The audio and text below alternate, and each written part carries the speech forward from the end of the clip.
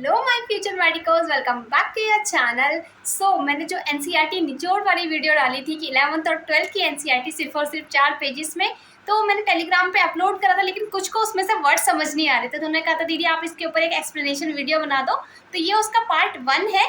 अगर आपको अच्छा लगता है तो आप मुझे नीचे कमेंट सेक्शन में बता सकते हो, मैं इसका पूरा प्लेलिस्ट कंप्लीट कर दूंगी। और सच में अगर आप ये पूरा जो 4 पेजेस है पूरा प्लेलिस्ट कर लेते हो, 300 प्लस इसमें मैंने मैक्सिमम जो टॉपिक्स हैं वो कवर कराने की कोशिश करी और सारा कुछ एनसीईआरटी का है। एनसीईआरटी से मैंने जो भी इंपॉर्टेंट पॉइंट्स होते हैं सारे लर्निंग वाले वो इसमें इंक्लूड कर रखे हैं। आप देख सकते हो। और अगर मुझे एक बार रिव्यू देख के आप बता भी सकते हो कि मैं इसमें और कुछ क्या इंक्लूड करूँ या फिर एक्सप्लेनेशन में कहाँ प्रॉब्लम रह गई और मैं सीरीज कंटिन्यू करूँ या नहीं करूँ। So without wasting any time let's get started. जिन्होंने वो वीडियो अभी तक नहीं देखी है, फिर जिसके पास भी वो अभी भी एनसीईआरटी निचोड़ का पीडीएफ नहीं है, तो वो मैं यहाँ पे वीडियो पिन कर रही हूँ। आप एक बार वहाँ से देख के, उसमें लिंक दे रखी है टेलीग्राम चैनल की, आप वहाँ से डाउनलोड कर सकते हो। Okay, so let's start guys. Full NCERT biology निचोड़। तो पहला जो चैप्टर मैंने इंक्लूड करा था, इसमें सेल यूनिट का सेल चैप्टर इंक्लूड करा था, तो उसके बारे में ही पहले पढ़ेंगे। तो यहाँ पे दे रखा है एंटन वन लीवनहुक। इन्होंने क्या करा था, फर्स्ट डिस्क्राइब लाइव सेल। अगर डेड सेल का पूछेगा तो वो हर किसी को पता ही होता है, रॉबर्ट हुक। लेकिन लाइव सेल का क्या करा था, एंटन वन लीवनहुक ने करा था। कब करा था, 1676 में करा था। उसके बाद रॉबर्ट ब्राउन आए। रॉबर्ट ब्राउन ने क्या करा, उसका न्यूक्लियस डिस्कवर करा। ठीक है, उसके बाद आते हैं सेल थ्योरी की बात करते हैं। तो सेल थ्योरी किसने दी थी, शिल्डन एंड शॉन ने दी थी। शिल्डन जो थे बॉटनिस्ट थे, शॉन जो थे जूलॉजिस्ट थे। और इस थ्योरी को मॉडिफाई करा था। ये थ्योरी दी कब गई थी, 1838 में दी गई थी। और इस थ्योरी को मॉडिफाई करा गया था 1855 में। किसने करा था, रुडोल्फ वर्चो ने। और उस थ्योरी का नाम रखा था उन्होंने ओमनी सेल्यूला ई सेल्यूला। मतलब जो सेल्स हैं वो जो न्यू सेल्स बनती हैं वो प्री एग्जिस्टिंग सेल से ही बनती हैं। इसके बाद बात करते हैं मीजोसोम्स की। तो मीजोसोम्स का क्या क्या फंक्शन है, तो मीजोसोम्स का फंक्शन है cell wall formation, DNA replication, respiration, secretion, increases an area of plasma membrane. मतलब प्लाज्मा मेम्ब्रेन का एरिया भी इंक्रीज करती हैं और एंजाइमेटिक कंटेंट भी उनमें बढ़ाती है। इसके बाद यहाँ पे ब्रैकेट में मैंने लिख रखा है साइनोबैक्टीरिया। साइनोबैक्टीरिया के अंदर क्या पाया जाता है, क्रोमेटोफोर पाए जाते हैं। और क्रोमेटोफोर के अंदर क्या होता है, पिगमेंट्स होते हैं। ठीक है, इसके बाद बात करते हैं गैस वक्कल। तो गैस वक्कल किस किस में पाई जाती है, blue, green, purple and green photosynthetic bacteria, ये दे रखे हैं। इसके बाद हमारे पास आरबीसी के बारे में दे रखा है। आरबीसी में हमें पता है प्लाज्मा मेम्ब्रेन जो बनी होती है किसकी बनी होती है, लिपिड्स और प्रोटीन्स की बनी होती है। तो जो आरबीसी होती है उसमें लिपिड और प्रोटीन का रेशियो कितना होता है, वो होता है हमारा 40/52। ठीक है, इसके बाद फ्लूइड मोज़ेक मॉडल, सबको ही पता है, बहुत फेमस मॉडल है। किसने दिया था, सिंगर एंड निकलसन ने दिया था। कब दिया था, 1972 में दिया था। इसके बाद बात करते हैं पैसिव ट्रांसपोर्ट। पैसिव ट्रांसपोर्ट में हमें पता ही है कि एटीपी रिक्वायरमेंट नहीं होती है, अलॉन्ग द ग्रेडियंट होता है, मतलब higher concentration to lower concentration होता है। और इसमें गैस जो बेसिकली मैक्सिमम जिसमें जो ट्रांसपोर्ट होता है वो गैस मॉलिक्यूल्स का होता है। एग्जांपल्स यहाँ पे दे रखे हैं, जैसे न्यूट्रल सॉल्यूट जो है वो ट्रांसपोर्ट किससे करते हैं, पैसिव ट्रांसपोर्ट के थ्रू करते हैं। और वाटर बाय ऑस्मोसिस, अगर तुमसे क्वेश्चन आ जाए कि वाटर बाय ऑस्मोसिस किसका एग्जाम्पल है, तो तुम क्या कहोगे, it's example of passive transport. इसके बाद एक्टिव ट्रांसपोर्ट का यहाँ पे एग्जाम्पल दे रखा है सोडियम पोटेशियम पंप। ये हमें पता ही है, इससे क्या होता है, 3 सोडियम आउटसाइड जाते हैं और 2 पोटेशियम इनसाइड आते हैं। इसी वजह से एक्स्ट्रा सेलुलर फ्लूइड में हमारे सोडियम कंटेंट ज़्यादा होता है और इनसाइड जो सेल क्या होता है, हमारा पोटेशियम कंटेंट ज़्यादा होता है। ठीक है, तो ये इसके बाद बात करते हैं एल्गी की सेल वॉल। एल्गी की सेल वॉल किस किस से बनी होती है, हमें पता है एल्गी की सेल वॉल किससे बनी होती है, cellulose, galactans, mannans and calcium carbonate. इसके बाद बात करते हैं प्लांट की cell wall. Plant cell wall किससे बनी होती है, cellulose, hemicellulose, pectins and proteins. यहाँ पे मैंने ब्रैकेट में एक फीचर भी लिख रखा है कि सेकेंडरी जो सेल वॉल बनती है, जैसे बोलते हैं ना प्राइमरी सेल वॉल, जैसे फिर सेल मैच्योर होती रहती है फिर सेकेंडरी सेल वॉल बनती है। तो सेकेंडरी सेल वॉल कहाँ बनती है, इनसाइड द प्लाज्मा मेम्ब्रेन बनती है, आउटसाइड द प्लाज्मा मेम्ब्रेन नहीं बनती। ये इंपॉर्टेंट पॉइंट था, ये मैंने इसमें इंक्लूड कर लिया था। इसके बाद बात करते हैं मिडल लैमिना। मिडल लैमिना हमारा किसका बना होता है, तो मिडल लैमिना हमारा जो बना होता है वो हमारा कैल्शियम पैक्टेट का बना होता है। ठीक है, इसके बाद यहाँ पर मैंने कुछ इंपॉर्टेंट एक्स्ट्रा पॉइंट्स लिख रखे थे वाटर के बारे में। जैसे हमने लिख रखा है वाटर के बारे में, water most abundant chemical in living organism है। कोलेजन के बारे में बात करते हैं, मोस्ट अबंडेंट प्रोटीन है इन एनिमल वर्ल्ड। और रोबुस्को की बात करें तो most abundant enzyme in whole of the biosphere. फिर मैंने यहाँ पे शॉर्ट ट्रिक्स लिख रखी है, जैसे RR राइट हैंड। आर का मतलब है राइट हैंड और दूसरे वाले आर का मतलब है रिड्यूसिंग, तो इसलिए मैंने शॉर्ट में लिख लिया था इसे आर आर। तो यानी कि कार्बोहाइड्रेट में जैसे दो चेन मतलब दो साइड्स होती है, एक राइट साइड और एक लेफ्ट साइड, तो जो राइट साइड होती है वो रिड्यूसिंग होती है, तो मैंने ये यहाँ पे ऐसे लिख लिया था, ठीक है। इसके बाद हम नीचे के पॉइंट्स की बात करेंगे तो एंडोमेम्ब्रेन सिस्टम पे आ जाते हैं। एंडोमेम्ब्रेन सिस्टम हमारा किस किस का बना होता है, एंडोप्लाज्मिक रेटिकुलम का, गोल्जी बॉडी का, लाइसोसोम्स का और वक्कल का। और लाइसोसोम की जो पीएच होती है वो क्या होती है, एसिडिक, भी मैंने एनसीईआरटी का पॉइंट ही इसमें लिखा था। तो एंडोमेम्ब्रेन सिस्टम में क्वेश्चन आ सकता है which of the following is are not a part of endomembrane system, ठीक है। तो ये मैंने इसकी शॉर्ट ट्रिक लिख रखी थी ERGLV, हम इसमें बहुत ज़्यादा कंफ्यूज रहते हैं, मैंने इसलिए लिखा था। अमीबा के अंदर कौन सी वक्कल पाई जाती है, ये नेक्स्ट पॉइंट लिखा है मैंने, इसमें लिखा है कॉन्ट्रेक्टाइल वक्कल पाई जाती है। और फूड वक्कल किसके अंदर पाई जाती है, प्रोटिस्टा के अंदर, ठीक है। इसके बाद हम माइटोकॉन्ड्रिया की बात करते हैं। माइटोकॉन्ड्रिया का हमें बहुत कुछ पता है, power house of the cell है, इलेक्ट्रॉन ट्रांसपोर्ट सिस्टम में पार्टिसिपेट करता है और रेस्पिरेशन में हेल्प करता है मतलब। और इसकी शेप का कोई पूछे तो इसकी शेप होती है सॉसेज शेप्ड होता है। और साथ में डिवीजन किस तरीके से डिवाइड होता है, मतलब अपने नंबर से जो माइटोकॉन्ड्रिया का नंबर है वो इंक्रीज कैसे होता है, तो थ्रू फिजन, ठीक है। तो हम बोल सकते हैं इसमें डिवीजन कैसे होता है, फिजन के थ्रू होता है। इसके बाद नेक्स्ट है प्लास्टिड। प्लास्टिड्स हमें पता ही है किस किस के अंदर पाए जाते हैं, प्लांट्स के अंदर पाए जाते हैं, यूग्लेनॉइड्स के अंदर पाए जाते हैं। प्लास्टिड्स हमारे 3 टाइप के होते हैं, हमें पता ही है, chloroplast, chromoplast and leucoplast. Chloroplast का हमें पता है, क्लोरोप्लास्ट किस किस से मिलकर बना होता है, क्लोरोफिल से और साथ में कैरोटिनॉइड से। क्रोमोप्लास्ट किससे बना होता है, फैट सॉल्युबल कैरोटिनॉइड, जैसे इसका एग्जांपल है जेंथोफिल, ठीक है, ये एनसीईआरटी में दे रखा है। तो क्रोमोप्लास्ट का एग्जांपल अगर कोई पूछ ले फैट सॉल्युबल कैरोटिनॉइड तो क्या बोलोगे, जेंथोफिल।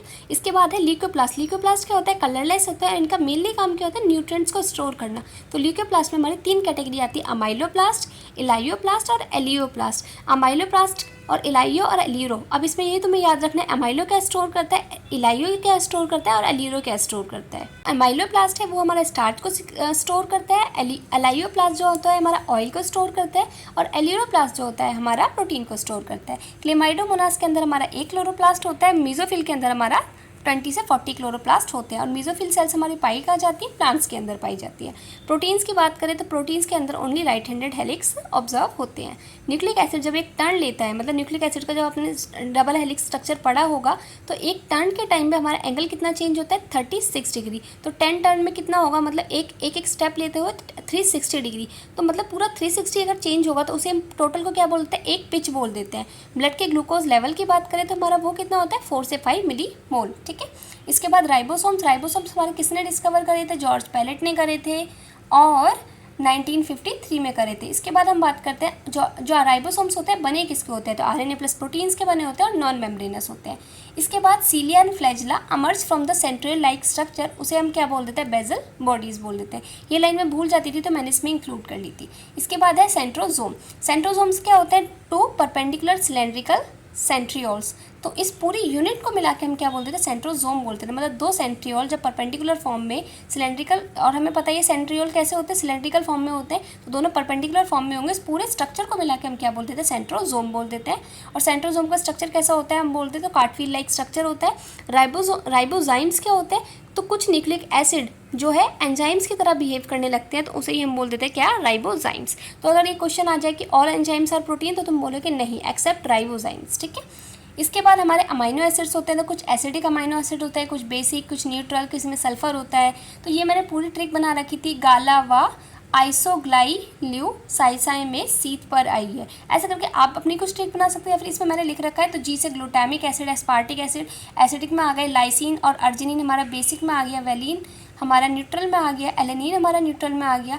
तो ऐसे ही मैंने ट्रिक बना रखी है, आइसोल्यूसिन, ग्लाइसिन, ल्यूसिन और ये सिस्टाइन, सिस्टीन, मिथियोनिन, ये हमारे सल्फर कंटेनिंग हो गए। तो ऐसे ही मैंने ट्रिक बना रखी थी। ट्रिप्टोफैन, फिनाइलएलेनिन और टायरोसिन, ये सारे हमारे किस में आते हैं, हमारे एरोमेटिक में आते हैं। जो ग्रीन हाउस क्रॉप्स होती हैं उनकी बात करें तो वो हमारी कौन कौन सी होती है, टमाटो और बेल पेपर। ये हमारा जो चैप्टर नंबर 11 है उसमें दे रखा है, जिसमें हाइड्रोपोनिक टेक्निक दे रखी है ना, उसका क्वेश्चन है ये। तो ग्रीन हाउस क्रॉप्स की बात करें तो उसमें एग्जांपल्स कौन कौन आ गए, हमारे टमाटो और बेल पेपर, ठीक है। अब हमारी बात करते हैं एसेंशियल अमाइनो एसिड। इसकी जो ट्रिक है वो है पीवीटी टाइम होल, जैसे इसे शॉर्ट में बोल सकते हैं प्राइवेट टाइम हॉल, ठीक है।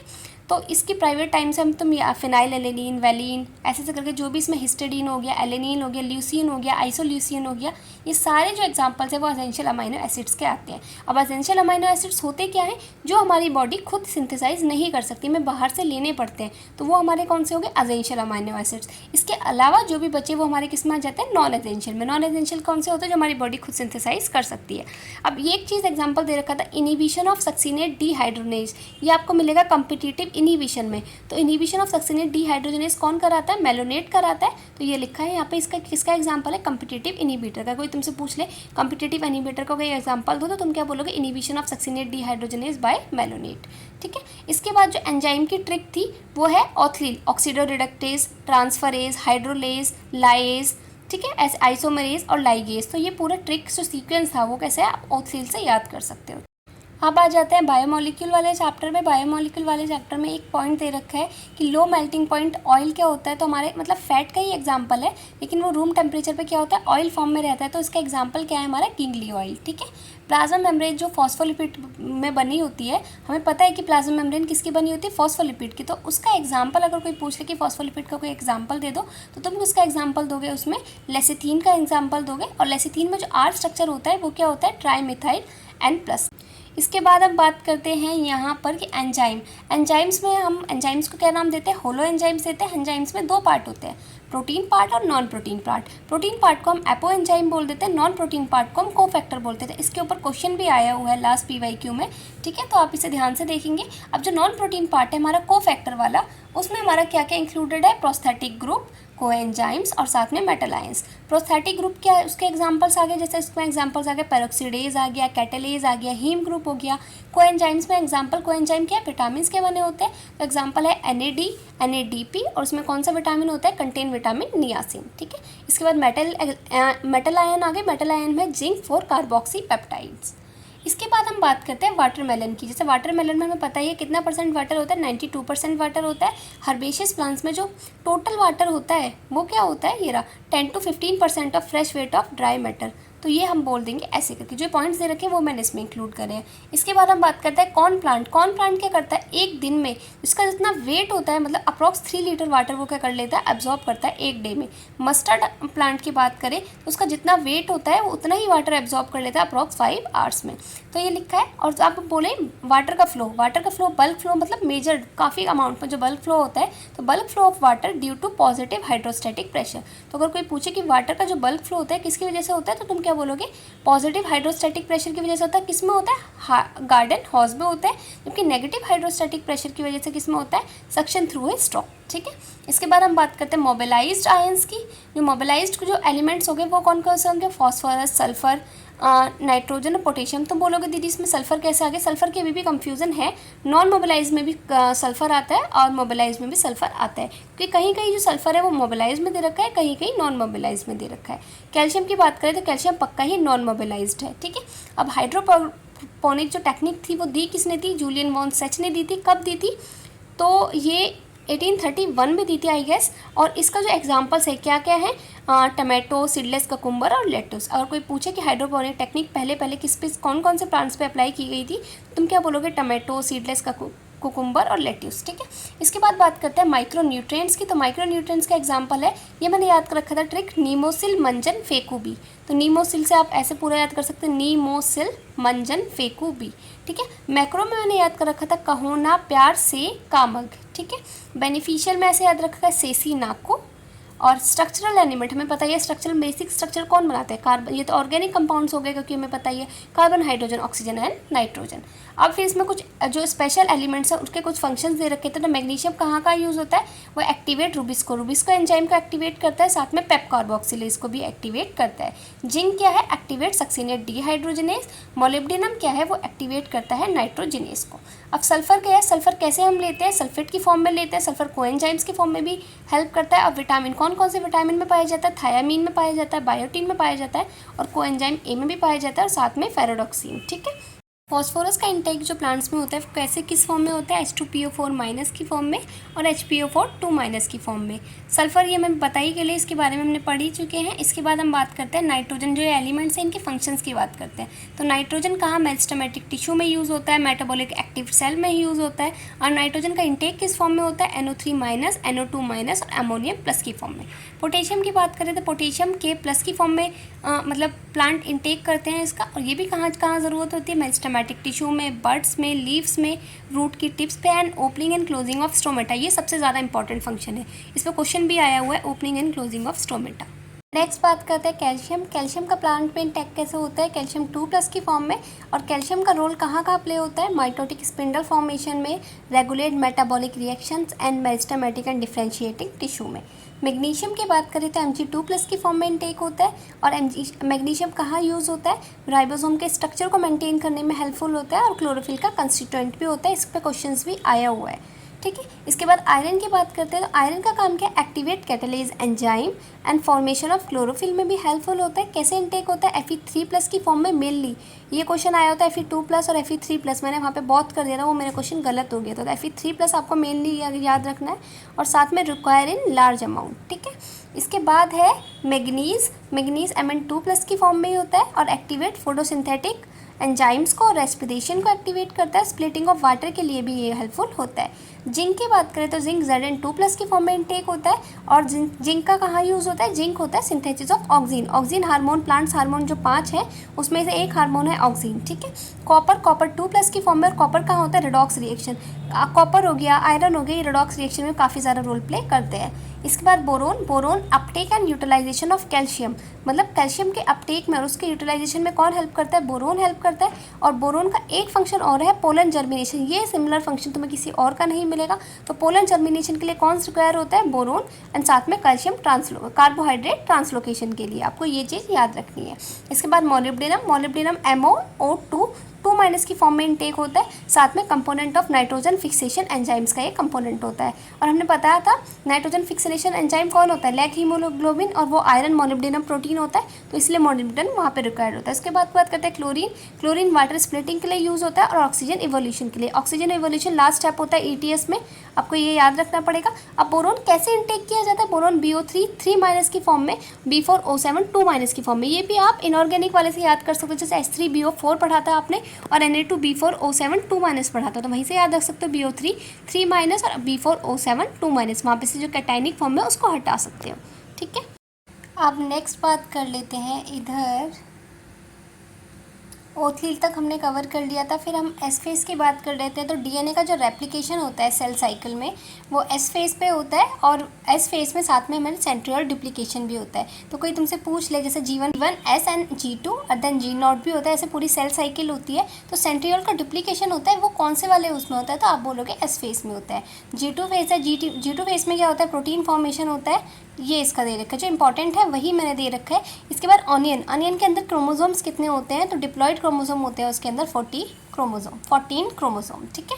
इसके बाद हम बात करते हैं prophase stage is not show. इसमें स्पेशल पॉइंट्स लिख रखे हैं कि प्रोफेज में क्या होता है, तो prophase stage not show Golgi, ER, nucleolus and nuclear membrane. ये चारों चीज़ आपको प्रोफेज में नहीं शो होंगी।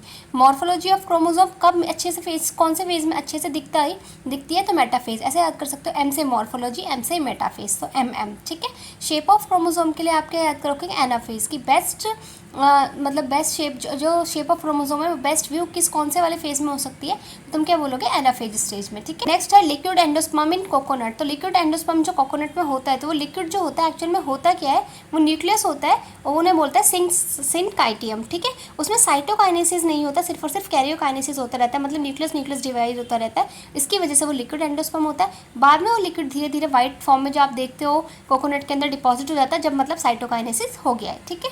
इसके बाद हम बात करते हैं मियोसिस की। तो मियोसिस क्या है, मियोसिस में only 1 cycle of DNA replication होती है। और मियोसिस में हमारा क्या होता है, मियोसिस फर्स्ट और मियोसिस 2। तो मियोसिस फर्स्ट में जो प्रोफेज होता है उसकी जो स्टेजेस है वो दिखा रखी है, लिप्टोटीन, जाइगोटीन, पचाइटीन, डाइकाइनेसिस और डिप्लोटीन। तो आपको यहाँ पे दिखा रखी है।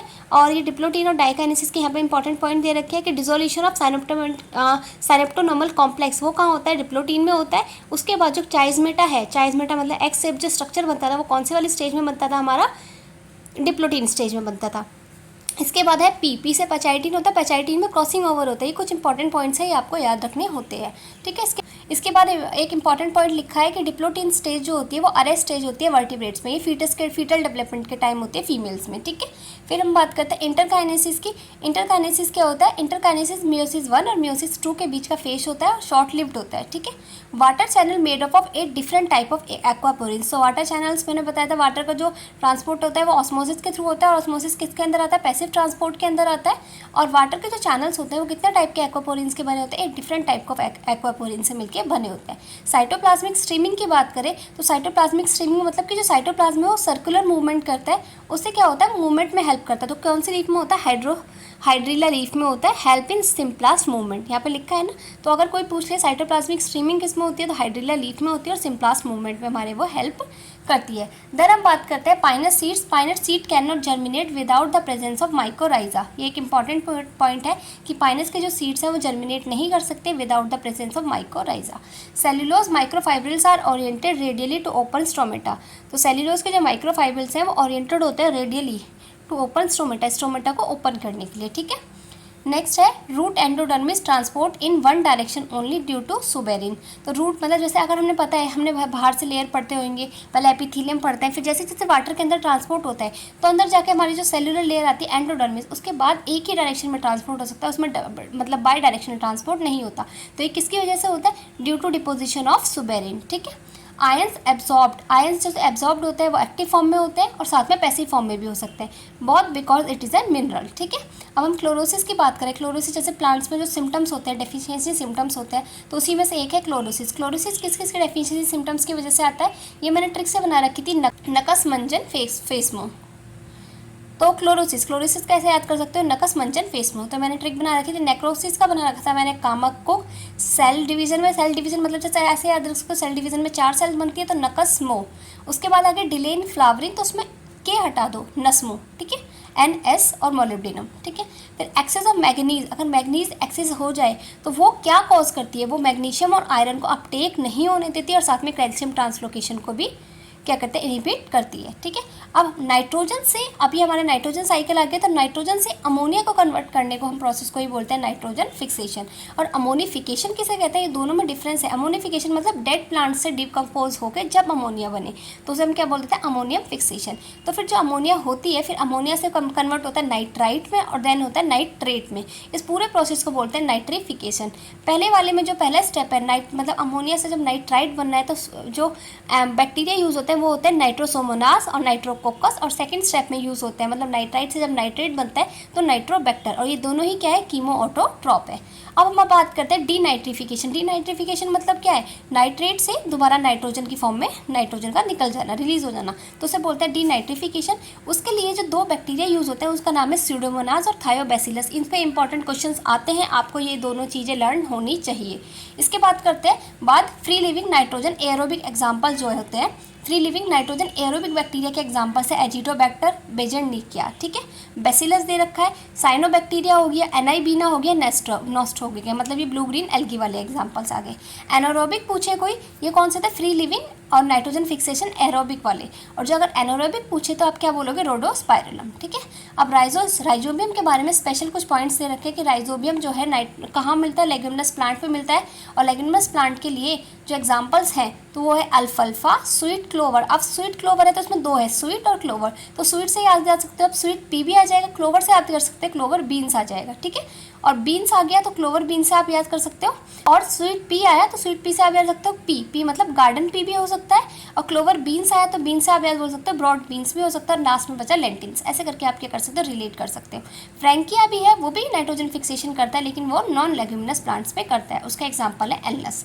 इसके बाद बात करते हैं जोसेफ प्रेस्ले। ये कुछ साइंटिस्ट दे रखे हैं, ये आपका फोटोसिंथेसिस वाला चैप्टर है, उसमें पहले स्टार्टिंग में साइंटिस्ट का दे रखा है, तो वो चीज़ है ये। जोसेफ प्रेस्ले थे, उन्होंने माउस और कैंडल एक्सपेरिमेंट करा था, और ये कब करा था? 1770 में, और इन्होंने क्या करा था? ऑक्सीजन को भी डिस्कवर करा था 1774 में। इसके बाद आते हैं नेक्स्ट साइंटिस्ट जैन इंजनहाउस। तो जैन इंजनहाउस ने क्या करा था? इन्होंने ये बोला था कि ग्रीन प्लांट्स क्या है? ऑक्सीजन हमारे रिलीज करते हैं। जूलियन वॉन सेच ने, हमें पता ही है, evidence of production of glucose, इन्होंने बोला था कि जो ग्रीन प्लांट्स हैं वो ऑक्सीजन यूज़ करके क्या निकालते हैं? ग्लूकोज प्रोड्यूस करते हैं। TW इंगलमैन ने क्या करा, ग्रीन एल्गा पे एक्सपेरिमेंट करा था। उस ग्रीन एल्गा का नाम क्या था, क्लोडोफोरा।